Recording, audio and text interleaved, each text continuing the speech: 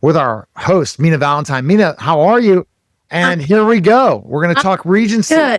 I'm pretty good today. If people pretend like I don't have glasses on, I'm Roy Orbison's sister.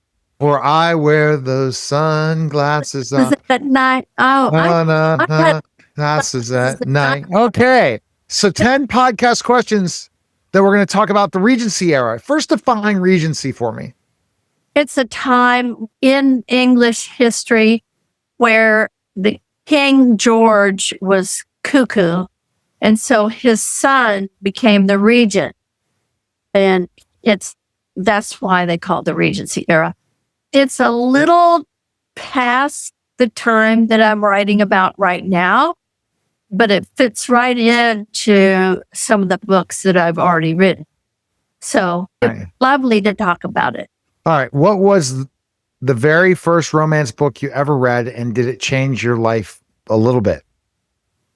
I can't remember the very first book that I read. I remember some of the books that I first started reading right after I got married. And the one, Kathleen Ayres, I really like her writing. And another one is Scarlett Scott. And whoa, hot. All right. So you're writing about dukes and debutantes. But if you get in the Regency era, who would you actually be? If I was in the Regency era, I would want to be as close to royalty as I could get. And that would be a duchess. I'd have to be married to a duke.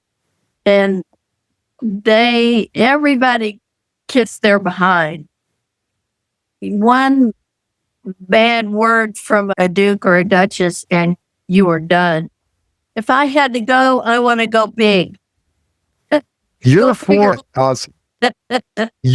Horsemen series is packed with strong male friendships. Why was that so important for you to write into the romance series? I think that close relationships are important anyway. I think that in order to integrate the stories and then pull one out for each individual book is a way to do that by having those close relationships. And I think both men and women should have close relationships, especially they were all marquises. And the higher you get in the peerage, the harder it is to really discern your friends from your users. And so the fact that two of them had known each other since they grew up, since they were leading strings, and the other two that they met in Eton bound them. They were all only sons. And that added to the strength of their relationships. Did you ever base your villains or your rogues on real people? Be honest. I've known some really mean people, some really hurtful people. We all get fooled, I think, one time or another in our lives, don't we? At least once. But the men in my life have been very good to me. I have been very fortunate. I hear women all the time saying, "Oh man, they're such buttheads." And I go, "No, they're not. Men are wonderful. I love men. You get what you ask for in this world. You know what I'm saying? And if you say all men are buttheads, guess what? You're going to get a bunch of buttheads. Yeah, and if you say all clients are idiots, you're going to get a bunch of idiots. Yeah.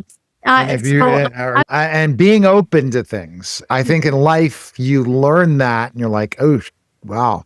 Like I had a client that I was working with for 13 plus years. Wow. And never got me a referral. Got me one client this year that's led to almost 3 referrals already, and it could be 10. So it's just, it's amazing to look at. Either it could be just right place, right time. You never know when an opportunity comes. So you have to be open to whatever. But if you force it, you make mistakes. Never works. It never works. Yeah. I always have little mantras that I say when I remember.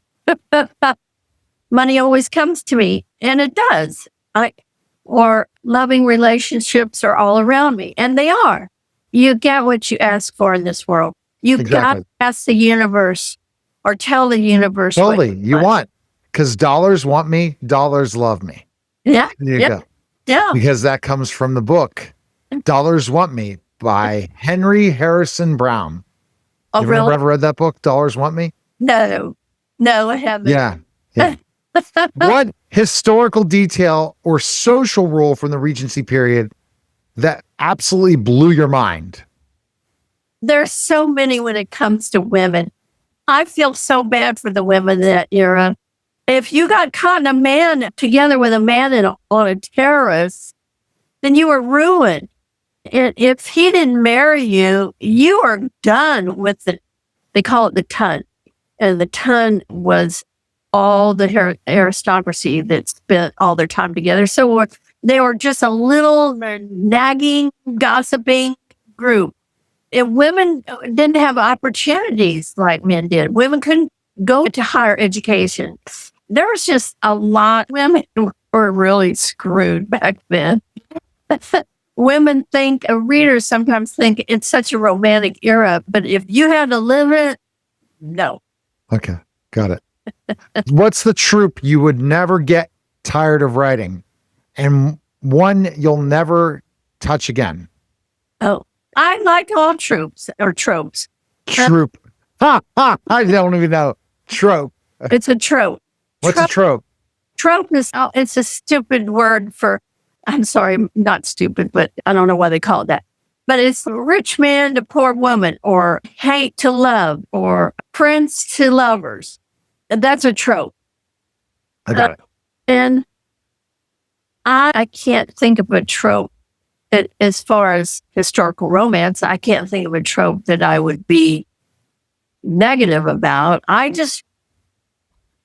My characters come into my head and tell me what they want to do. They do. I just sit down and they talk to me, and then they say that I want to do this and I want to do that. And I'm going, okay, we'll do that. And so then I build a story, but I'm not adverse to writing anything as long as my characters want to do it. I got it. Okay. There's a lot of heat in your books. Yes. How do you balance steamy with story? It's easy. It actually is very easy. Actually, that era, that people were very promiscuous. They didn't have TV, so there wasn't much else to do. But I can put them in a situation where if they're together on a trip, or if they're together at a ball and go off, there's easy ways to get them together. It's a fine balance between writing a sex novel and writing a romance novel that has sex. Got it. Capiche? Yeah. What's one thing readers always assume about your books that actually isn't actually true? Oh, I don't know. I'd have to ask the readers that. I don't know. I know my readers ask, where's the next book? I'm waiting to hear about Fred, or I'm waiting to hear about John and Stevie. They're asking me all the time about these characters, but they don't ever. That's about all I get from them. Or where do you get these ideas? Or did you make this up? Or I keep messing with my hair. Those kind of questions, but that's about it. If a Netflix producer is listening right now, what book should they option first, and who's playing your lead characters? Oh my gosh. That's a cool question. That's my genius brain. I would love it, because my stories are so great and would make excellent TV. They'd be excellent, but you would have to do the Four Horsemen. You'd have to do them in order. I know that all the characters are introduced in the very first book. So you would at least have to have that first book. And then as a screenwriter, you could integrate other stories into it if that's what you wanted to do. But I write the Four Horsemen in a sequence. Got it. Okay. Best place to go, MinaValentine.com. Appreciate it, Mina. Thanks again. Thank you. All right, that's a special simulcast of the Neil Haley Show and the Mina Valentin Show, guys. Take care.